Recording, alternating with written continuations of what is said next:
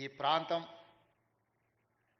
వందల సంవత్సరాల నుంచి జరిగిన పోరాటాలన్నీ కూడా భూమి చుట్టూతోనే పరిభ్రమించినాయి.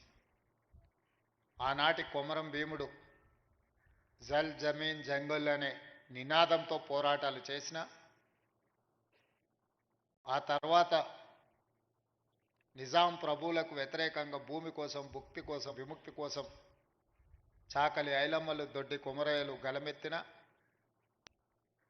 ఆ తర్వాత ప్రజాస్వామిక దేశంలో దున్నేవాడికే భూమి అని కమ్యూనిస్టు సోదరులు పోరాటాలు చేసిన ఈ పోరాటంలో అమరులైన ప్రతి ఒక్కరూ భూమితో తమకు ఉన్న అనుబంధాన్ని ఆధారంగా చేసుకొని చేసిన పోరాటాలు. ఆ పోరాటాల నుంచి పుట్టుకొచ్చిన రెవెన్యూ చట్టాలు ప్రజల యొక్క సమస్యల్ని శాశ్వతంగా పరిష్కరించే దిశగా ఉండాలి అని చెప్పి ఆనాడు కాంగ్రెస్ ప్రభుత్వం, శ్రీమతి ఇందిరాగాంధీ గారు భావించారు. భూమి అనే చర్చ ఎప్పుడొచ్చినా బూరుగుల రామకృష్ణారావు గారు కావచ్చు, పి నరసింహారావు గారు కావచ్చు, శ్రీమతి ఇందిరాగాంధీ గారి నేతృత్వంలో జరిగిన భూసేకరణ ఒకనాడు వేలాది ఎకరాలు జమీందారులు, జాగీర్దారులు, భూస్వాముల దగ్గర ఉన్న భూములను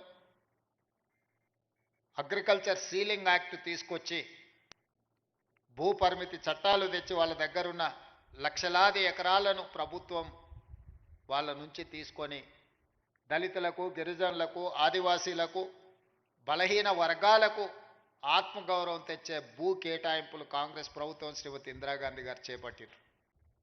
అదేవిధంగా వారసత్వంగా వచ్చిన భూములు కావచ్చు, తమ శ్రమతో కొనుగోలు చేసిన భూములు కావచ్చు, అటవీ భూమి హక్కుల చట్టం ప్రకారం ఆదివాసీలకు ఇచ్చిన పోడు భూముల పట్టాలు కావచ్చు, ఈ అన్ని భూముల యొక్క హక్కులను రెవెన్యూ శాఖ భద్రంగా పొందుపరిచి వాళ్ళ హక్కులను ఆనాడు పటేల్ పట్వారీ వ్యవస్థలో గ్రామాలలో పట్వారీలు భూముల వివరాలను నమోదు చేసేవాళ్ళు. ఆ పట్వారీలు నమోదులు చేసిన భూముల వివరాలు పటేల్ పట్వారీ వ్యవస్థ రద్దు కావడంతో గ్రామాలలో ఉండే రెవెన్యూ రికార్డులన్నీ కూడా మండల కేంద్రాలకు, మండల వ్యవస్థ వచ్చిన తర్వాత మండలాలకు తరలిపోయినాయి. భూమికి సంబంధించి ప్రభుత్వం ఆ తర్వాత తీసుకొచ్చిన పరిణామాలలో విఆర్ఓ, విఆర్ఏలను తీసుకొచ్చి ప్రభుత్వ అధికారులుగా, ప్రభుత్వ ప్రతినిధులుగా గ్రామాలలో ఉండే భూముల యొక్క సమాచారాన్ని సేకరించి మండల కేంద్రాలలో మండల రెవెన్యూ ఆఫీసర్సు లేదా తహసీల్దార్ దగ్గర భద్రపరిచారు. చాలా వరకు భూ వివాదాలు ఉన్న కోర్టు కేసుల్లో ఉన్న భూములు తప్పితే 95% భూములకు సంబంధించిన వివరాలు ప్రక్షాళన చేసి 4-5 దశాబ్దాలు ఈ భూముల యొక్క వివరాలను సేకరిస్తూ ప్రక్షాళన చేసి ప్రజలకు ఈ రికార్డులను అందుబాటులో పెట్టారు. ఉన్న పలంగా తెలంగాణ రాష్ట్రం వచ్చిన తర్వాత పాలకుల మెదడులో కదిలిన ఆలోచన 2020 భూముల యొక్క చట్టాలను అన్నిటిని కూడా ROR యాక్ట్ను మారవాలన్న ఆలోచన. రెవెన్యూ చట్టాలను మారవడమే కాదు, ఆనాడు ప్రవేశపెట్టిన ధరణి అనే ఒక యాప్ ఈ ప్రాంత ప్రజలకు, రైతులకు ఒక పీడకలగా మారి ఇంతకుముందు మిత్రులు బట్టి విక్రమార్క గారు చెప్పినట్టు ఒక తహసీల్దార్ మీదనే పెట్రోల్ పోసి తగలబెట్టే పరిస్థితి. ఇబ్రహీంపట్నంలో ఈ ధరణి భూతంలో వచ్చిన మార్పులు జంట హత్యలకు కారణమైంది.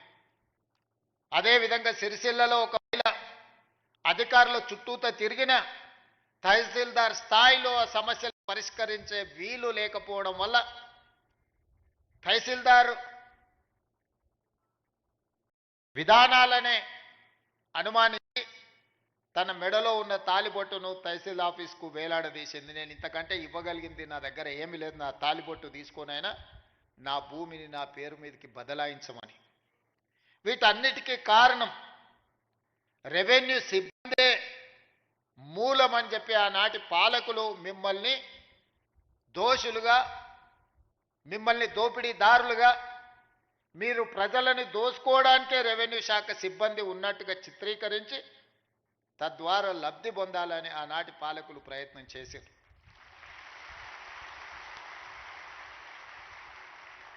ఇక్కడున్న రెవెన్యూ సిబ్బందిని, తెలంగాణ రైతాంగాన్ని నేను అడుగుతున్నా. దాదాపుగా 65 సంవత్సరాలు మన భూములకు సంబంధించిన వివరాలు, మన భూముల ఖాతాలు, 69 లక్షల కమతాలకు సంబంధించిన వివరాలని రెవెన్యూ సిబ్బందే కాపాడారు కదా. వీళ్ళే కదా మన హక్కులను భద్రంగా పొందుపరిచింది. ఉన్న పలంగా 2019లో 2018లో మీరు ప్రవేశపెట్టిన ధరణి పోర్టల్ వచ్చిన తర్వాతనే రెవెన్యూ సిబ్బంది అంతా దొంగలుగా, దోపిడీదారులుగా మీకు కనిపించిండ్రా? ఎక్కడైనా మంచోళ్ళు ఉంటారు, చెడ్డోళ్ళు ఉంటారు. సమాజంలో 2%, 3%, 5%, 10%, అది రెవెన్యూ కావచ్చు, పంచాయతీరాజ్ కావచ్చు, ఇతర ఏ శాఖలో కావచ్చు, రాజకీయాలలో కావచ్చు, కొంతమంది చెడ్డవాళ్ళు ఉండొచ్చు. అంత మాత్రాన మొత్తం వ్యవస్థనే మనం తప్పుపడతామా? చెడ్డవాళ్ళుగా ఉన్న వాళ్ళని శిక్షించుకుంటూ, వాళ్ళ అవకాశాలు తగ్గించుకుంటూ, శాఖలను ప్రక్షాళన చేసుకుంటూ ముందుకు వెళ్ళాలి. ఇంట్లో ఒకవేళ ఎలక దూరితే ఇల్లు తగలబెట్టుకోము కదా, పొగబెట్టి ఆ ఎలకను పట్టుకునే ప్రయత్నం చేయాలి తప్ప ఇల్లు తగలబెట్టుకునే విధానం ఎక్కడైనా మనం చూసినామా? మరి గత ప్రభుత్వం మిమ్మల్ని దోషులుగా, మిమ్మల్ని బూచీగా చూపించి చట్టాలను మార్చి, ఆ చట్టాలను కొద్దిమందికే చుట్టాలుగా మార్చి వేలాది ఎకరాలను కొల్లగొట్టే ప్రయత్నం జరిగిన మాట వాస్తవం కాదా? అందుకే ఎన్నికల కంటే ముందు సమ్మక్క సారలమ్మ ఆశీర్వాదంతో నేను పాదయాత్ర మొదలుపెట్టి, ఆ తర్వాత ఆదిలాబాద్ నుంచి ఖమ్మం జిల్లా వరకు మా మిత్రుడు బట్టి విక్రమార్క గారు పాదయాత్ర చేసినప్పుడు పేదవాళ్ళు, ముఖ్యంగా దళితులు, గిరిజనులు, ఆనాడు పోడు భూముల పట్టాలు పొందిన వాళ్ళు కావచ్చు, ఇందిరమ్మ రాజ్యంలో ఆనాడు అసైన్మెంట్ భూములు దాదాపుగా 25 లక్షల ఎకరాలు పేదలకు పంచిపెట్టిన వాళ్ళు కావచ్చు, లేదా స్వకష్టార్జితంతో సంపాదించుకున్న సొమ్ముతో కొనుగోలు చేసిన భూముల వివరాలు చిన్న చిన్న సమస్యలతోని శాశ్వతంగా తమ భూమి తమది కాదు అని తెలిసినప్పుడు వాళ్ళ ఆవేదన, వాళ్ళ దుఃఖం వర్ణాతీతం.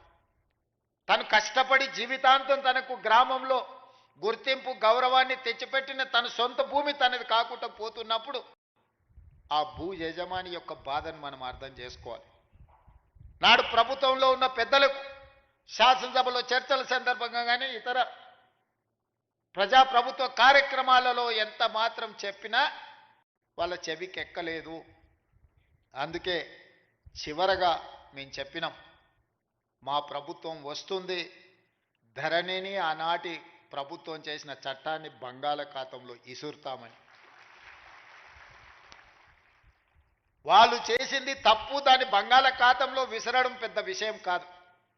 ఈనాడు మనం చేస్తున్న చట్టం పేదలకు చుట్టాలుగా ఉండాలి, పేదవాడి సమస్యని పరిష్కరించాలి, పేదవాడికి అనుకూలంగా సరళంగా ఉండాలి. దాన్ని అమలు చేసే రెవెన్యూ సిబ్బంది కూడా దీని పట్ల అవగాహన పెంపొందించుకొని దాన్ని అమలు చేయాలన్న ఆలోచనతోని నిరంతరం కమిటీలను కోదండ రెడ్డి గారి నేతృత్వంలో రేమండ్ పీటర్ గారిని, సునీల్ని, చాలామంది సిబ్బందిని, అనుభవజ్ఞులను, ఐఏఎస్లను పెట్టి ఈ చట్టాలను వివిధ రాష్ట్రాలలో ఉన్న వాటిని కూడా పరిశీలించి ఆనాడు నిజాం పాలన నుంచి ప్రజాస్వామ్య ప్రభుత్వంలోకి వచ్చిన తర్వాత కూడా జరిగిన మార్పులు, చేర్పులను, చట్టాలను నిశితంగా పరిశీలించి వాటన్నిటిని కూడా ఒక అవగాహన కల్పించుకొని ఈరోజు నూతన ROR యాక్ట్ను ఈరోజు మనము తీసుకురావడం జరిగింది. ఈరోజు భూభారతి ఈ సమస్యలకు శాశ్వత పరిష్కారాన్ని చూపించాలన్న ఆలోచనతోటే ఈరోజు డాక్టర్ బాబాసాహెబ్ అంబేద్కర్ జయంతి సందర్భంగా మనం ప్రారంభించుకుంటున్నాం.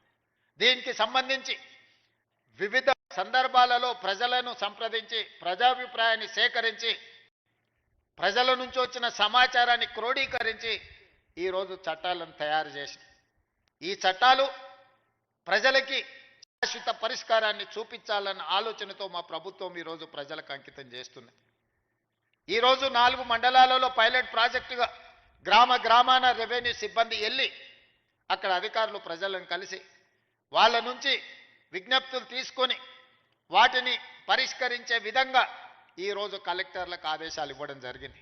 మొదటి విడతగా పైలట్ ప్రాజెక్ట్ కింద 4 మండలాలతో కార్యక్రమాన్ని చేపట్టి తద్వారా మనకు వచ్చిన ఫీడ్బ్యాక్ను తీసుకొని ప్రతి జిల్లాలో కలెక్టర్ ఒక్కొక్క మండలాన్ని మళ్ళీ ఆ తర్వాత తీసుకొని ఆ మండలాలలో కూడా ఈ కార్యక్రమాలను చేపట్టి ప్రజల నుంచి సమాచారం తీసుకున్న తర్వాత అన్ని మండలాలల్లో ఈరోజు కలెక్టర్లకు స్పష్టంగా ఆదేశాలు ఇచ్చిన ప్రతి మండలంలో రెవెన్యూ అవగాహన సదస్సులు పెట్టడమే కాకుండా ప్రతి గ్రామంలో రెవెన్యూ సదస్సులను నిర్వహించి రైతుల నుంచి సమస్యలను తెలుసుకొని విజ్ఞప్తులను తీసుకొని వాటిని శాశ్వతంగా పరిష్కరించి వివాదం లేని తెలంగాణగా వివాదరహిత భూ విధానాన్ని తెలంగాణలో తీసుకురావాలన్న ఆలోచనతోని మా ప్రభుత్వం ఒక సంకల్పంతో ముందుకు వెళ్తుంది.